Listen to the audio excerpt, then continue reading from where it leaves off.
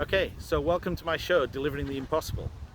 I've got various taglines that I've used, some for handouts, some for when I'm talking about it as a book. When I talk about it as a book, I say successful metaphors for software development. When I talk about it, when I'm handing out flyers, I say a short talk about how to rule the world. How are those two things connected? We'll get to it in a minute. The basic idea of my talk is that there are certain ways of looking at software development and other projects, managing other projects, that can make them radically more successful. So the astrologer and astronomer, Isaac Newton, said, "If I have seen further, it's because I've stood on the shoulders of giants." A friend of mine once said, "If I've seen further, it's because I've looked down the right end of the telescope." And the computer science innovator and founding father Alan Kay said that point of view is worth 80 IQ points, which sounds quite exciting and quite positive. If you look at something in the right way, 80 IQ points is the difference between an ordinary person and a genius. But there's a bad aspect to that as well, which is if you look at something in the wrong way and it takes away 80 IQ points, something can make you absolutely stupid. So looking at things in the right way is extremely important. Now, why should we be talking now about software development? Why should anybody care about how to manage software development? Why should anybody care about project management? Well, the founder of Netscape, which is the first web browser, Mark Andreessen, who now is a part owner in a massive hedge fund or kind of fund for funding new technologies.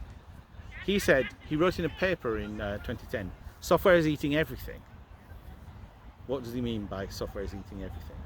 Well, for example, romance and sex have been completely devoured by dating apps and porn. Television has been completely devoured by Netflix. Food has been completely devoured by Deliveroo and Uber Eats, and you can get all your food delivered. Politics has been digested in some very strange way, which has arguably resulted in things like Brexit and Trump, etc. So software is behind all of these revolutionary changes, and the people who know how to do software, those people are now ruling the world. They're some of the richest people in the world, like Bezos, like Mark Zuckerberg. So people who really know how to kind of put software out into the world, those people are running the world. So you might ask, why should you listen to me talk about this? I'm talking about multi-billionaires who have influence over the world, but I'm talking about it in a field, and I can't even manage a venue in Edinburgh.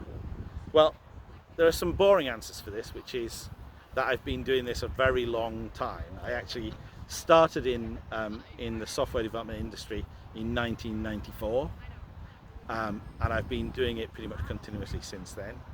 I've delivered lots of successful projects. I've delivered tens of £1 million projects for big companies successfully that have radically changed how successful they were. I've delivered projects for government which have arguably improved life in the UK dramatically. So I know a lot about how to deliver projects. That's the boring answer. The slightly less boring answer is that I'm under no illusions that this whole process is fucking crazy. And lots of the ways that people behave around projects is extremely peculiar, extremely counterproductive. And the people who are pushing the kind of medicine that says, if only you follow this particular methodology, you are guaranteed for success, those people are frankly lying to you. There is no magic way of making any particular project a success. We'll talk about why that's so difficult in a bit. Why you? Why should you care about this? You might be thinking that you've been suckered into coming to this talk and wondering, like, actually this is not relevant for me, it's not something that I need to know about. Well, if you're involved in software development in any way, it's probably useful to know about this. So if you're working on a project that is a software development project, then it's definitely useful to know about this. You won't hear some of the things I'm saying anywhere else, I guarantee that. If you're managing projects, because that's my thing that I've been doing all these years, then it's definitely worth you listening to this.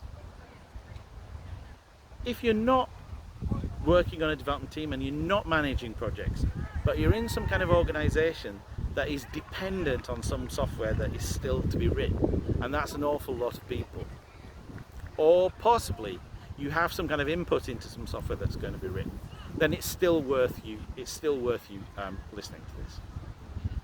And then finally, I'm just going to go for the grab here, the land grab of anybody who's interested in anything creative, who's interested in producing any kind of project, because a lot of the things I'm going to talk about really do transfer over from software development into other kinds of bits of creative development.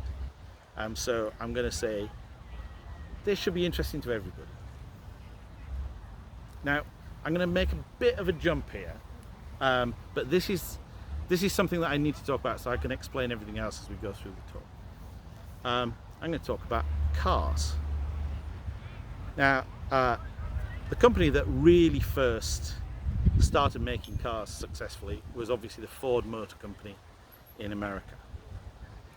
And in the 1930s, the Japanese, they kind of started to become aware of the success that the Americans were having with making cars.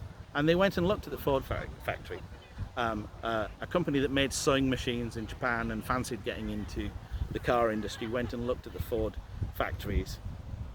And they realized that the way that the Americans made cars wasn't really going to be very effective for them, because it relied on them making them in absolutely massive numbers. And there were two aspects of the Japanese economy that made that not really very viable. One was the Japanese economy at the time wasn't very big, it was a very small economy. And the other one was it was very cyclical. It went up and it went down, right? So sometimes there was a big demand for things, people might be interested in buying cars, sometimes there wasn't such a big demand. So the Japanese, especially the Toyota company, which was that sewing machine company, they came up with a way of making cars which was very focused on only making the number of cars that were required. So focusing on something called pull, which is the actual desire in the market for the thing that you're making. And they developed a philosophy of how to make things on the production line, which focused on keeping things moving steadily all the way down the production line. And they came up with this idea of a value stream. A value stream is a bunch of stages where value gets added to something, and then at the end there's pull, there's the person who wants this thing. And the Japanese, and especially Toyota, got better and better and better at doing this over a period of about 80 years, until they became the world's biggest car company. Now, a lot of people might not like Toyota cars, but you can't argue with their success at building. And they also own Lexus, so you might like Lexus if you don't like Toyota. So this is an idea, it's called the value stream. And this is a very good way of thinking about a product that exists. The only problem is, when we're developing a new product, we don't have that kind of value stream. We don't have this smooth flow where every step adds value, and then at the end there's somebody who's exactly expecting what is coming down this production line. Now, what we have when we're creating a new product is two value streams, neither of which is like the one that we just talked about. The first one I call the weird value stream, which is the idea. Somewhere from somewhere, the idea arrived. Somebody decided that this was a good idea to do this product. And often, this idea is kind of coached in what I call shiny language.